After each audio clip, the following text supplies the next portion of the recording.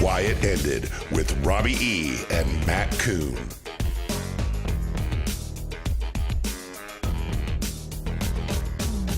One of the black sheep in the history of professional wrestling, Muhammad Hassan, made his return, and we have the exclusive interview with him on his comeback. Robbie, what do you want to hear from our good friend Marc Copani? Now, I want to know how it was. I mean, you got to think, 13 years, not 13 weeks, not 13 months, 13 years not stepping foot into a wrestling ring. I just want to know the nerves before he went out, how the crowd reacted to him, how it felt hitting the ropes and the mat for the first time. I mean, he was a kid almost then, and now he's a grown man, a principal. It's just two different people that are stepping into this ring. I just can't wait to hear what the experience was like. I'm thrilled for him, and I want to find out the story and want to know how he feels about it, what the future holds. And we're going to find out, because coming up right now, Muhammad Hassan comes back to Why It Ended. All right, Robbie, look who we're joined with now. We are joined by Marc Copani, Mr. Muhammad Hassan himself. How you doing today, Marc? Good. How you guys doing? We're doing pretty good, and I got to say, when I saw that you returned for your match, I was shocked, because I feel like after we talked a few weeks ago, you kind of made it clear that you probably never were going to wrestle again, and you were okay with that. So how did it turn into you wrestling a match? You know what? When I agreed to do the appearance, I had planned on doing an autograph signing and then an appearance at the show, like a meet and greet before the show. It turned into maybe a run-in and then maybe a little something with Ben Hameen. And when I got there, I still wasn't going to wrestle a match. When I got there, I brought my shit, and it was the first time I had ever even took my gear out in like 13 years. And I still wasn't going to wrestle until probably about 6 o'clock, like 45 minutes before the show started, when I started talking to Ben and Jimmy Papadon. And I felt comfortable with Papadon in there, so I was like, you know what, let's just do a match. Fuck it. I mean, I know it's been 13 years. I can't do much, but let's go out and have some fun. And so that's what it was. It was a lot of fun to get back in there in front of a crowd and just to wrestle again. I mean, it was awesome. Now, I got to say, we've been taking a lot of credit for you coming back, and I think and we're trying to. But I definitely, it was interesting because I listened back to it today. You know, you said when you were done with wrestling, you were done with wrestling. But I remember asking you the question if it was like like an old girlfriend that betrayed you and you felt kind of, brokenhearted about it, and you said yes. So I think we could hear it in your voice that maybe you would come back, but I even think during our interview, it wouldn't even be a possibility if someone asked you that day. Yeah, and you know what? I don't think I think you were a lot more spot on than I had thought when you talked about being heartbroken. It took me a little reflection to figure out that, you know what, that was probably it. But yeah, I mean, I'm not kidding when I say that I did not plan on wrestling again. I mean, like I had told you guys on the show, I was taking bookings. I'll do appearances. I'll do autograph signings. I didn't mind doing those, but yeah, I think talking to you guys and we were joking around about it, Matt, but it is kind of true that just reminiscing and talking about wrestling again did kind of jumpstart the bug. And I did, and then being around in a promotion and being at the show and being around a bunch of wrestlers, and I got in the ring and worked with a couple of them a little bit before the show. I did. I was like, you know what? I want to wrestle. I want to go out there and see if I can still do it. I don't know how often I'm going to do it after this, but I'm definitely happy that I did. I had so much fun, and they were just a great group of guys, and I had a great time just being out in front of that crowd and doing it. But you're right. I mean, I didn't plan on it back then. I'm not kidding when I say that I went there last week without the intention of wrestling. That is the case. I really didn't plan on doing a full match. I think it's crazy that you just you still are in the wrestler mentality to just bring your gear in your trunk just in case, like you had it on you, Yeah, no, I did. Because I thought maybe, and I swear to God, it's the weirdest thing. For the last 10 years, I have had dream after dream after dream that I am in some place about to wrestle, but I don't have my gear. I swear to God. And so before I left the house, I went through the checklist, and I'm like, man, I am forgetting something, because there's no way that I was just having this dream for no reason. And so I was very careful to make sure I brought everything that I needed, my ankle braces, my boots. The first time I put my boots on, that was the first time in 13 years. I put the ankle braces on, put the boots on, and I started taking steps. I'm like, man, this doesn't feel right. I think I messed this up. I was like, I don't think I put them on right. And the gear's 13 years old. Oh yeah, but I only wore those trunks a couple times. Those are some of my newer looking trunks. Yeah, no, the gear's been in a sealed Ziploc bag and a little tubby thing that I got that I keep all my stuff in. But no, that was the first time in 13 years that I put anything on, knee pads, wrestling boots, trunks, anything. I'm happy they still fit. Were you surprised that there was so much interest, whether in our interview or when you appeared? Are you still kind of surprised that people want to see you now? Yeah, I really am. I mean, my inbox is full. I've gotten more offers in 2 days. I mean, if I wanted to, I could probably book the entire summer. And it's probably not the best way to book shows, but I'm kind of booking them just on accessibility, how easy it is for me to get there, because, I mean, I work 50, 60 hours a week, so it's got to be easy for me to get there, wrestle, and get home that night. But yeah, I was very surprised at the interest. I mean, and I kept joking today, like, everybody's going to forget about it next week. Don't worry. But yeah, I have gotten offers to be in just in the last couple of days, England, Singapore, and all over the country. So, I mean, I'm trying to answer them back as quick as I can, and I'll take a few more bookings, and I might do a few more matches. But it's still going to be rare to see me on a card. And how crazy is it that this week, the same week that you made your return, Daivari made his return to WWE? Did you hear that? Oh yeah, no, I talked to him that night. Completely coincidental. Like, I've had this show booked for weeks. I was so happy to see it. I texted it right after that, and we were talking about this show and talking about his appearance, and him and Area did a great job. I mean, they are so over his heels. I really hope the WWE does the right thing and picks him up. But yeah, no, it was complete coincidence, but I was so happy to see that. So looking back on this crazy month, for you, we did the interview, and now a month later, it's not why it ended. It's why it ended. Where are they now? It's kind of weird. But How did it restart? But I'm sorry if I killed the show's theme, man. That wasn't my intention. Not at all. We're just going to keep trying to put ourselves over, if that's okay. But let me ask you this: if we didn't do that interview with you a month ago, if you hadn't been kind of reflecting and thinking about it, you can answer truthfully. You don't have to say it to make us happy. Do you think you would have brought your gear that night? Do you think you would be wrestling right now? I don't think so, man. I'm telling you, like, a big part of it was, being 38. I just turned 38 like 2 weeks before that. And seeing if I could still do it, and talking to you guys was definitely a catalyst. It was bring back a lot of memories, and like I said, just talking about wrestling again felt good, and it was good to go to a show, a small show, and just talk wrestling and get in the ring and work with some guys on even simple things like hitting the ropes and and vicious heat and selling, and not that I know much about selling because I never was much of a babyface, but. Right. No, I mean, I'm not even blowing smoke. It did jump start it. That interview definitely jump started and piqued my interest again and made me feel like, maybe I can do this again. And I'm not looking to do it full time by any means, like I said, but it felt good to get in there and to do it again. And not that it was one of my best matches, like I said, I hadn't done shit in 13 years. And that was funny because I remember popping on's like, hey, are there any moves you want to get in? I'm like, nope. I can't think of any that I can do, man. Like, honestly, you never want to be unsafe. You don't want to be unsafe and hurt the other guy. You don't want to hurt yourself. So, we kept it pretty simple, but no, man, it felt good to talk wrestling, and it felt good to actually be wrestling again. How did the fans react when you came through the curtain?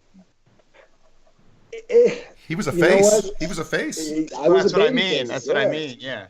They popped, man, but it's a 300-400 people, which they popped. I mean, it was a good crowd. and I did the meet and greet before the show, and I was just very happy to, it was cool. I did it with Sandman, and it was cool to see that a lot of people still remembered me and still remembered my matches and still remembered. And you always hear the same shit over and over again. Oh, you got so screwed. You got so screwed. But it was good that people still. It was a smart audience. They it was a good crowd, and that was one of the reasons why I did the show, because that was what I was told, and it was cool to be again in front of a crowd and have them appreciate me being there. I think Robbie was curious about some things about being in the ring the first time, right, Robbie? Like, what was it like to take his first bump in a while and that kind of thing? Yeah, I mean, just hitting the ropes, hitting the mat. I mean, you know how it is. Was it Dude. weird? Is your body sore? Yes, no, man. It was, here's the weird thing is I got there early. Like, I got there at 3:30. The show didn't start till 6:45. I want to get in the ring. I got there when they're still setting it up. So, getting in the ring and running the ropes, it felt like the first time. And I can still remember the first time in OVW with Nick Dinsmore running the ropes and taking bumps. And that's how it felt. Like, you hit the ropes and you're like, oh shit, this hurts a little bit. I mean, obviously I'm not gonna sell it, but in my mind, I'm thinking, oh, this shit hurts. Maybe the ropes are too tight. Maybe that's what it is. And then I took a standing bump, and it felt like the first bump I ever took. I mean, my whole body jarred, and it's just like, all right, you forget, because I was a heel, so I bump and feed, and I did that 80 times a night. But you forget how jarring it is to take a bump, especially in a smaller ring.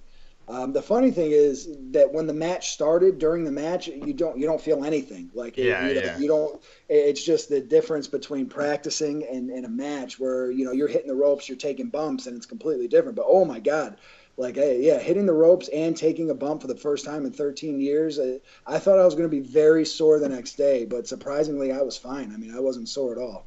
Were you blown up during the match? Like, were you tired out? No, you know what? I mean, we work slow. I mean, if you watch, we work slow. We didn't do anything too crazy. Like I said, I'm really happy that Papa Don respected the fact that I hadn't wrestled in 13 years.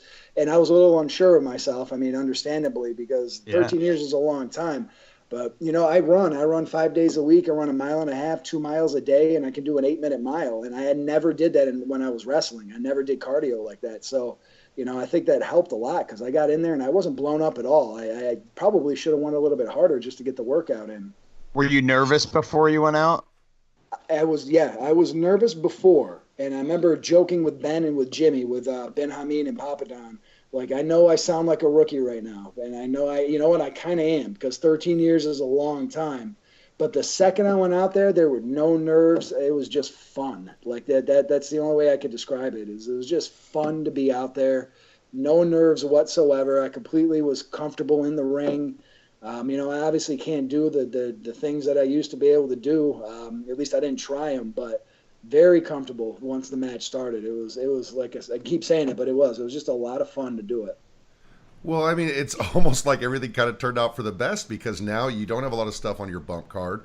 Not that you want to come back and wrestle a lot, but I was talking to a kind of a wrestling insider today, and he said Hassan could wrestle in Impact this weekend if he wanted to, and he said summer's coming up. He's a high school principal. He's going to work a lot of dates this summer. So we're going to see what kind of schedule do you see you having this summer and coming up? How many matches do you think you're going to do?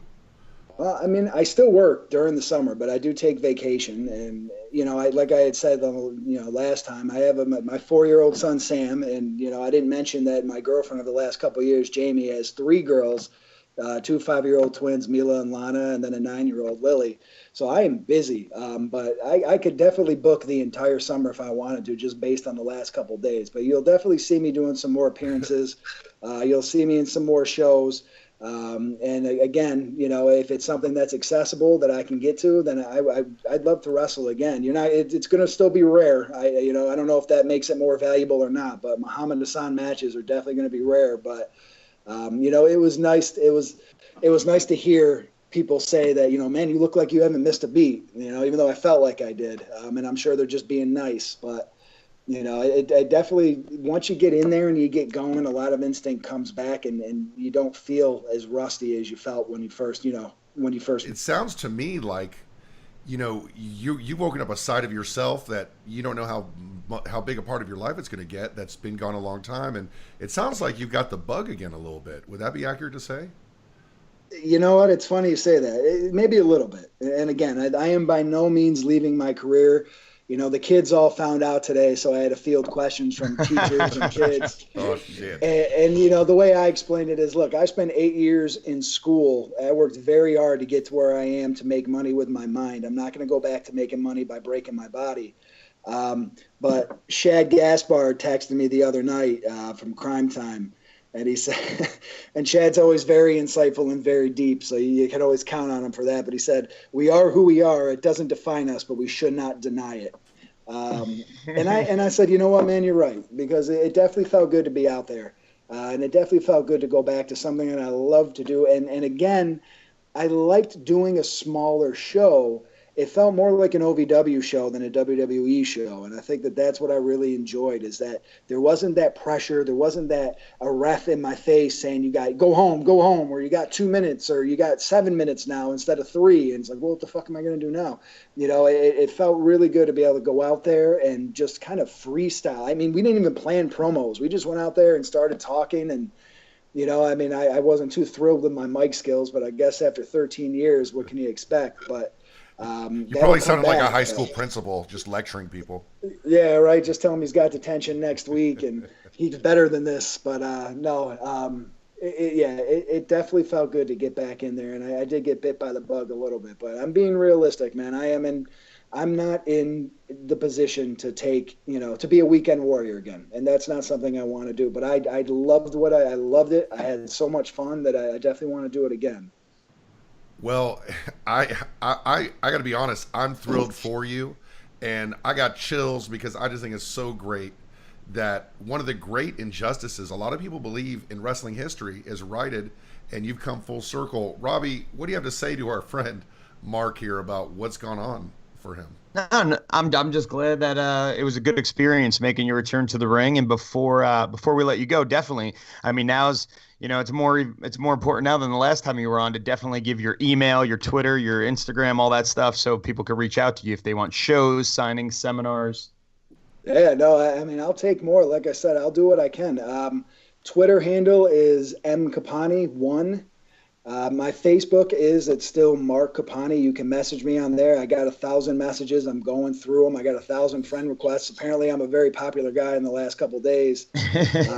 And my email, which is a better way to reach me, is mcopani, Copani, @Oswego, OSWEGO.edu. Well, thank you for joining us, Mark. Thank you for your time. I know we planned this last minute, but we were so happy for you. And Robbie, how great is it to have Mark on the show today? Yeah, I think we should. We'll check in with you again probably in a few weeks because it seems like it's going to be a regular thing. You know what, man? If you guys need me, I'm here. I love doing the show for you guys, and I've been listening to the show, and you guys are doing a great job. I think it's an awesome concept, and you guys are just awesome to talk to. So whenever you need me, man, give me a text, give me a call, and I'll be on. Thanks. Awesome, a lot, dude. Thank you, man. We appreciate it. Appreciate it. Yeah, no problem. Wow. Holy crap, Robbie. Dude. Muhammad Hassan is back. You know, as much as I believe that I know me and you had talked that we really do think it was our podcast that got set into his mind and his heart as to what led him to have his wrestling match again. Actually hearing him say it was a wow. You know what I mean? Like, we made a guy that hasn't stepped in a ring for 13 years. We gave him a boost to step back in the ring because of the interview we did with him. Think about that, Matt. Think about the life that you changed, Matt Koon. It's amazing. And there's not one person you run into that thinks that he wasn't good or he deserved what he got. And for me, this is one of the greatest injustices in wrestling history. And it's been righted, and we kind of had a hand in that. So I think we can pat ourselves a little bit on the back. But wow, why it ended is, what'd you say, Robbie? Changing lives. It's changing lives, and I'm happy for him. He deserves it. And if you notice, in his first interview, as much as he was still a great talker and everything, there was a little more pep in his step in this interview. He sounded a little more positive and smiley. You could just tell he was just happier today. He seemed to be happy, and you know, I'd be happy if we could get 500 YouTube subscribers and we could give you a bonus show. So we're about at 400 some odd right now. All we need are 100 more subscribers, and you get a bonus show of Why It Ended. Robbie, what else do people need to know about where to reach us and how to get a hold of us? Twitter at Why It Ended, Instagram at Why It Ended. Like Matt just said, our YouTube is at Why It Ended with Robbie E. And remember, whether you're listening to us on iTunes or whyitended.com or wherever, make sure you're subscribing, make sure you're leaving a rating and a review, and just tell your friends. Take people's phones. I told you already. Just get people to subscribe. And make sure to follow us, of course, at Why It Ended on Twitter. Robbie is at Robbie E Impact. Is that right? That's my Twitter, and my Instagram is Real Robbie E. And I'm at Matt Koon Music. And make sure to tune in next week on Why It Ended, because we are changing lives.